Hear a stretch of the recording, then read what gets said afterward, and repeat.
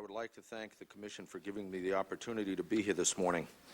I strongly believe that in order to adequately defend our nation, we need to learn from the events of September 11th, and we need to understand why and how it happened.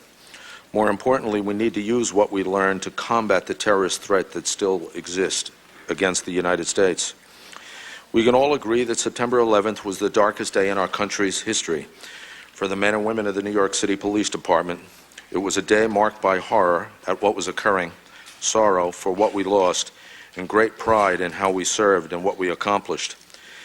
We witnessed fearless dedication and unshakable courage in the face of death by the members of the NYPD and a response unprecedented by any local, state, or federal law enforcement agency in this country. Members of my executive team like John Picciano and Joe Dunn, field commanders like Joe Esposito, Bill Morange, Tom Pertel, and Deputy Commissioner Maureen Casey, and so many others, together with all the men and women of the NYPD, gave their all on September 11th, and some gave their very lives. Police officers like Detective Joseph Vigiano, who before September 11th had been involved in 2 separate gun battles and shot a total of 7 times, responded to the towers knowing the perils ahead. He lost his life, as did his brother John, one of the New York City Fire Department members.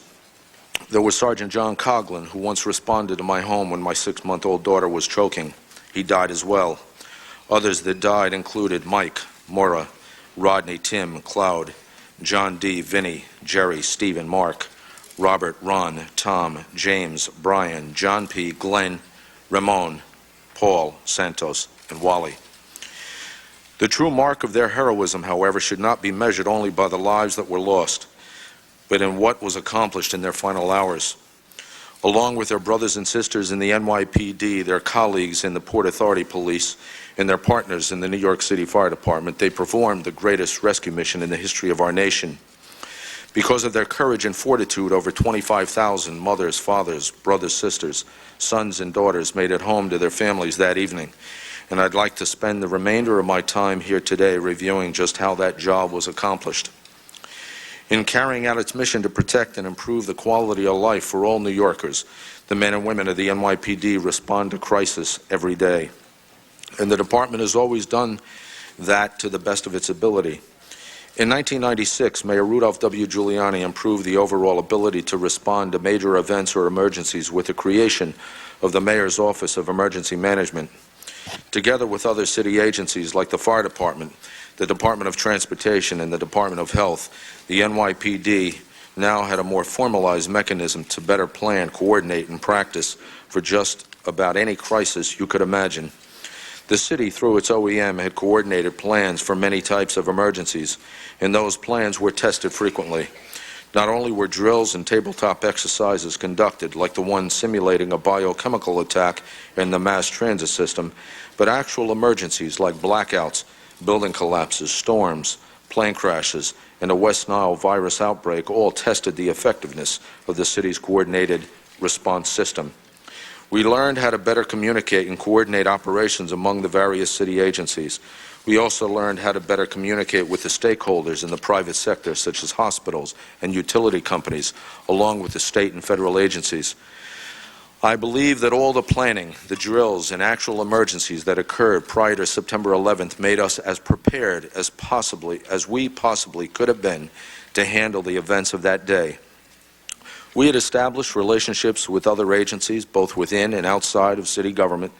We had established protocols, and we had been tested, and we had the best trained emergency response personnel in the country. I believe we did our best based upon what we knew at the time. From the moment American Airlines Flight 11 crashed into the North Tower, the men and women of the NYPD moved into action. Within minutes, officers from the 5 boroughs began a massive response that would include more than 20,000 officers by day's end. It was clear from the earliest moments after the first crash that the FDNY was responsible for the fire and rescue, and the NYPD was responsible for the safe evacuation of civilians from Lower Manhattan and for the security around the site, as well as the security for the rest of the city. Command posts and staging areas for emergency vehicles were immediately established at both ends of the World Trade Center.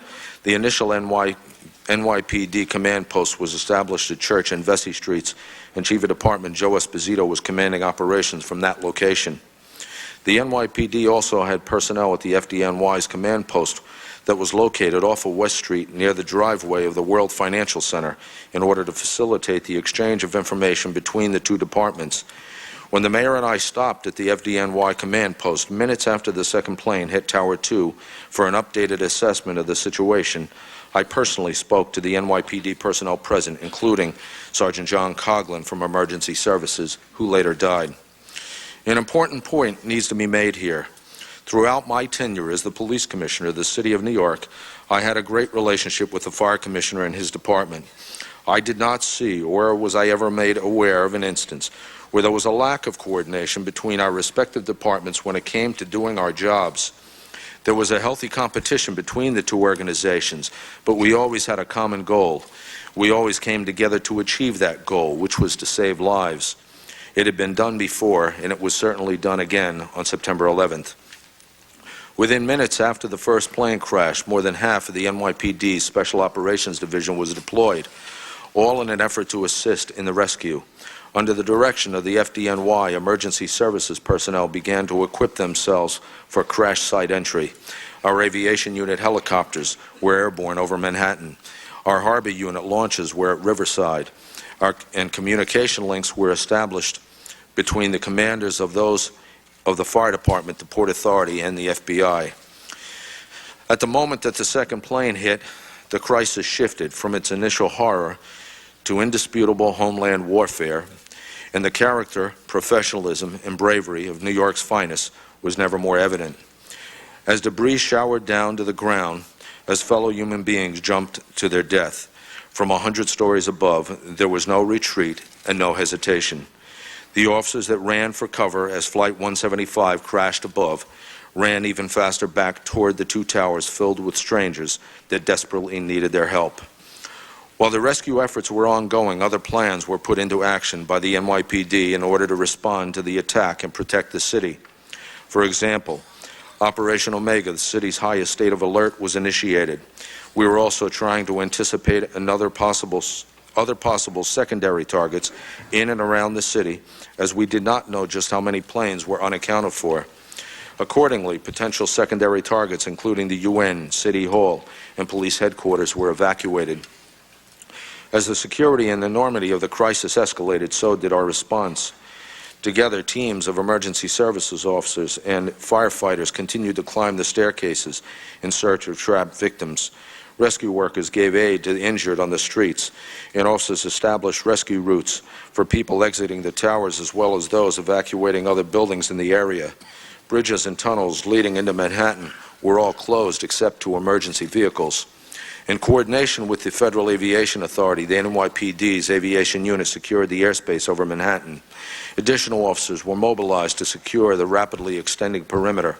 A makeshift executive command post was established several blocks away at an office building at 75 Barclay Street in order to give the mayor and I and other agency heads an opportunity to regroup and re-strategize based on the latest developments. At approximately 10 a.m., despite the most courageous and valiant of efforts, both the enormity and the dynamic of the catastrophe shifted once again as the South Tower collapsed, and hundreds of police and firefighters and thousands of innocent civilians lost their lives. In that moment, our isolation from the brutality of terrorism was gone. Our landscape was altered and our nation was forever changed. Yet even before the plumes of ash and pulverized concrete began to lift, before anyone could rationally assess what had just occurred or what the next blow may be, the men and women of the NYPD, the fire department, and our city's emergency medical teams were racing back into the center of the disaster. They ran into the pile that had just claimed the lives of their brothers and sisters, and they did not stop digging for 8 months. Emergency workers continued to evacuate the North Tower. The perimeter at Ground Zero was extended even further in resigned acceptance that the second tower could at any minute follow the first. Any and all means of transporting the injured and those trying to escape were employed. Hundreds were carried to Harbor Unit launches and ferried across the river to New Jersey, and tens of thousands were guided over the Brooklyn Bridge. At 10:28 a.m., The same tragic events were cruelly repeated as the North Tower collapsed, claiming more lives, leveling more destruction, and again beating back the rescue effort. Again, though, the courageous returned and the work continued. More personnel and resources were mobilized. Heavy equipment was brought in to dig out those buried under the rubble. Lower Manhattan, south of 14th Street, from the Hudson to the East River, was frozen to all but emergency service personnel.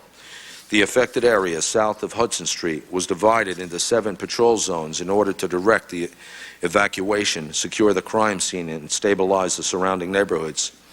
By afternoon, the new Command and Control Center was established at the NYPD Police Academy, located on East 20th Street. Within hours after the first plane striking the North Tower, a fully functional multi-agency command center was operating, manned by representatives from every federal, state, and local agency and organization participating in the rescue and recovery effort.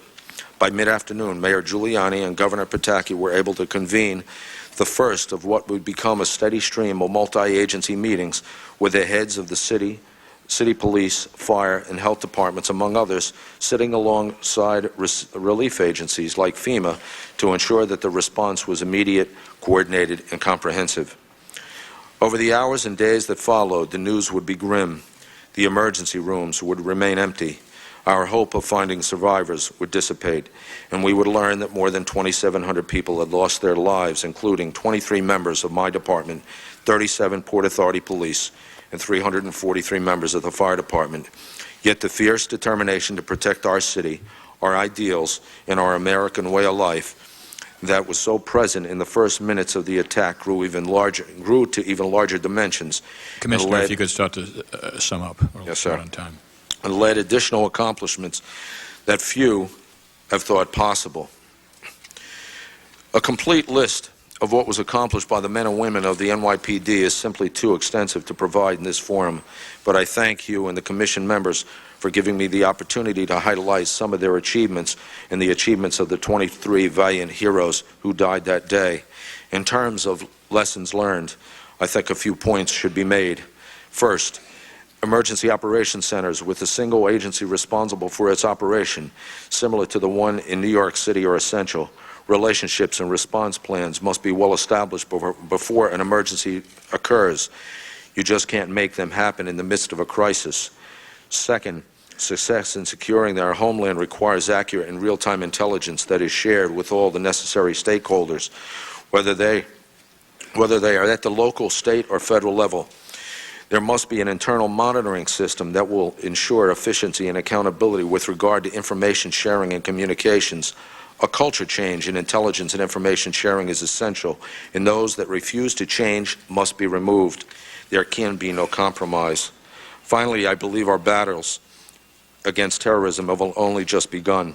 Removing the Taliban and al-Qaeda leadership from Afghanistan and Saddam Hussein and his regime from Iraq were just the beginning in addressing the real threats against us. We must stand firm, stay preemptive, and never believe for 1 minute that this war is over. They brought this war to us, and it's a war we cannot afford to lose. I ask this Commission to put politics aside, put our freedom first, and give us the ammunition we need to continue the battle before us, for without it, we lose. Thank you.